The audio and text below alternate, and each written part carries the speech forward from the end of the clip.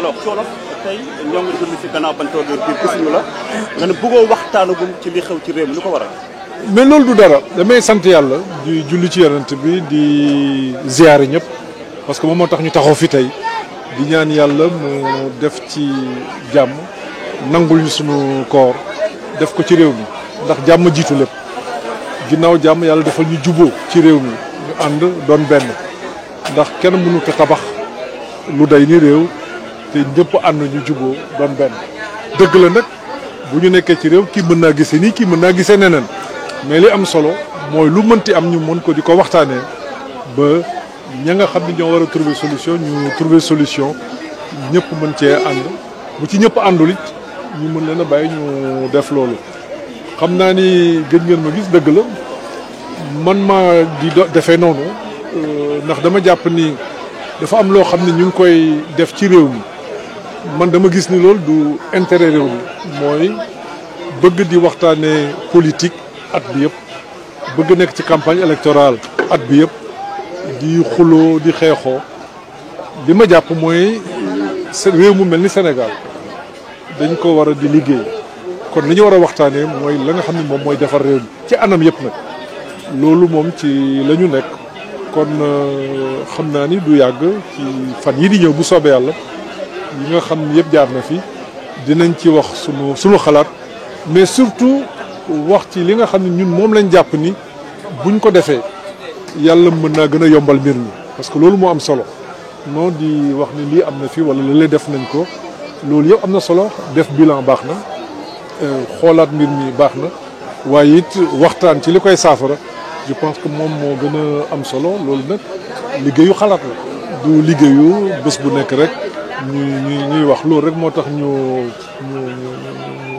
noppi. vous avez bonne mine comparé au mois précédent wax ci politique mais da ngay Sénégal foo war ñu ne dëkk bi métti na Korité ren métti na est-ce que gis-gis boobu am nga ko ak ñi. waaw mais xam nga d'abord il faut ñu jàpp leen adduna bi yëpp dafa métti dëgg la Sénégal nit ñaa ngi jàmbat loolu yëpp lu ñu war a jàngataat la incha allah ci fan yi di ñëw dinañu mën a wax la nga xam ne jàpp nañ ni ay jafe-jafe la lu ci nekk xëy na non ni nga xam ne buñ ko defee xëy na mën naa yomb ndax jafe-jafe moom mën nañ wax ni du jeex nit ki moom tant que mi ngi dund toujours dina nekk ci ay loo xam ni dina ko bëgg dina ko mën a saafara waaye li am solo mooy ñu mën a waxtaan ci suñu biir jéem a trouver ay solution ci jafe-jafe yi. vous avez bonne mine comparé au mois précédent. mais maa ngi sant mais damay noppalu.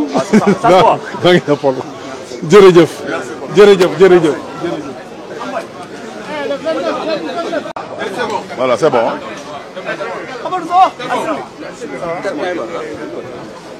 Alors, ministre, bonjour. Bonjour, monsieur le ministre. Bonjour. Alors, après quand même un temps d'absence, on vous revoit à la mosquée omarienne, c'est une habitude chez vous. Alors, d'abord, comment avez-vous apprécié cette prière de l'Aïd el-Fitr aujourd'hui? Je rends grâce à Dieu d'être encore présent ici. Je suis habitué à cette mosquée, j'y venais très jeune, donc c'est avec plaisir. Je rends grâce à Dieu d'être là aujourd'hui et souhaite que le bon Dieu accepte nos prières et qu'il répande sa grâce sur nous tous, tout le pays et tout le monde. Alors, l'occasion faisant toujours le larron, aujourd'hui, comment appréciez-vous la situation du pays, de manière générale? Alors, je ne souhaiterais pas m'appesantir aujourd'hui sur les questions politiques. Nous sommes venus ici à la mosquée pour rendre grâce à Dieu, prier. Je souhaite que le Sénégal soit un pays uni, que l'on soit un pays de paix, que l'on soit un pays de prospérité partagée. Maintenant, je reviendrai très prochainement pour m'appesantir sur les questions de tous les jours, questions vraiment sur lesquelles nous donnerons notre point de vue, notre appréciation. Maintenant, le reste, on prie. Monsieur le ministre a disparu un peu des radars. Non, je n'ai pas disparu des radars. Non. On n'a pas vu ces temps-ci avec l'actualité. Oui, mais non, vous savez. Qu'est-ce que vous préparez? Non, je prépare rien. Je travaille, c'est tout. Il n'y a pas de problème. Je pense qu'il y a un temps pour tout. La préoccupation, le problème que nous avons au Sénégal, c'est qu'on passe tout notre temps de mon point de vue, à être en campagne électorale. Or, il y a un moment pour peut-être échanger, pour parler de programmes politiques. Il y a aussi un moment pour travailler. Je pense que c'est le moment du travail. Voilà, laissons le gouvernement travailler. Vous êtes dans votre coin quoi, en train de travailler? C'est pas que je suis dans mon coin. Je mène une activité normale. Sauf que peut-être je ne suis pas dans les médias, comme peut-être vous l'auriez souhaité. C'est uniquement ça. Il n'y a pas de problème. Alors, s'il vous plaît, sur la base du discours du Khalif qui a beaucoup insisté, qui a déploré aujourd'hui certaines insultes qui sont devenues récurrentes au Sénégal, il a demandé quand même, pas seulement à la jeunesse, mais à tout le monde de savoir raison garder, de se contrôler et d'œuvrer pour la paix. Ce discours vous a intrigué, sans doute? Oui, parce que nous sommes avant tout des êtres humains. On se doit respect. On se doit considération. Je pense qu'il y a des dérives que nous constatons, notamment sur la place publique. Je pense que l'appel de l'imam doit être entendu. Et je prie le bon Dieu qu'on entende ça. Je pense qu'il ne sert à rien. On peut échanger, on peut avoir des points de vue divergents, mais ne pas être là à s'insulter, à s'étriper. Parce qu'après les injures, on va à la violence physique. Il ne faut pas le souhaiter. Voilà, c'est bon. Hein?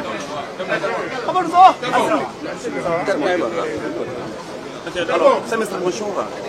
Bonjour, M. ministre. Bonjour. Alors, après quand même en d'absence, on vous revoit à la mosquée omarienne, c'est une habitude chez vous. Alors, d'abord, comment avez-vous apprécié cette prière de l'Aïd el-Fitr aujourd'hui? Je rends grâce à Dieu d'être encore présent ici. Je suis habitué à cette mosquée, j'y venais très très jeune, donc c'est avec plaisir. Je rends grâce à Dieu d'être là aujourd'hui et souhaite que le bon Dieu accepte nos prières et qu'il répande sa grâce sur nous tous, tout le pays et tout le monde.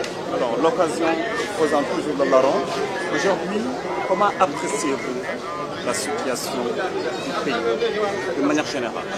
Alors, je ne souhaiterais pas m'appesantir aujourd'hui sur les questions politiques. Nous sommes venus ici à la mosquée pour rendre grâce à Dieu, prier. Je souhaite que le Sénégal soit un pays uni, que l'on soit un pays de paix, que l'on soit un pays de prospérité partagée. Maintenant, je reviendrai très prochainement pour m'appesantir sur les questions de tous les jours, questions sur lesquelles nous donnerons notre point de vue, notre appréciation. Maintenant, le reste, on prie. Monsieur le ministre a disparu un peu des radars. Non, je n'ai pas disparu des radars. Non. On n'a pas vu ces temps-ci avec l'actualité. Oui, mais non, vous savez. Qu'est-ce que vous préparez? Non, je prépare rien. Je travaille, c'est tout. Il n'y a pas de problème. Je pense qu'il y a un temps pour tout. La préoccupation, le problème que nous avons au Sénégal, c'est qu'on passe tout notre temps, de mon point de vue, à être en campagne électorale. Or, il y a un moment pour peut-être échanger, pour parler de programmes politiques. Il y a aussi un moment pour travailler. Je pense que c'est le moment du travail. Voilà, laissons le gouvernement travailler. Vous êtes dans votre coin quoi, en train de travailler? C'est pas que je suis dans mon coin. Je mène une activité normale. Sauf que peut-être je ne suis pas dans les médias, comme peut-être vous l'auriez souhaité. C'est uniquement ça. Il n'y a pas de problème. Alors, s'il vous plaît, sur la base du discours du Khalif qui a beaucoup insisté, qui a déploré aujourd'hui certaines insultes qui sont devenues récurrentes au Sénégal, il a demandé quand même, pas seulement à la jeunesse, mais à tout le monde de savoir raison garder, de se contrôler et d'œuvrer pour la paix. Ce discours vous a intrigué, sans doute? Oui, parce que nous sommes avant tout des êtres humains.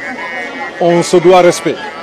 On se doit considération. Je pense qu'il y a des dérives que nous constatons, notamment sur la place publique. Je pense que l'appel de l'imam doit être entendu et je prie le bon Dieu qu'on entende ça.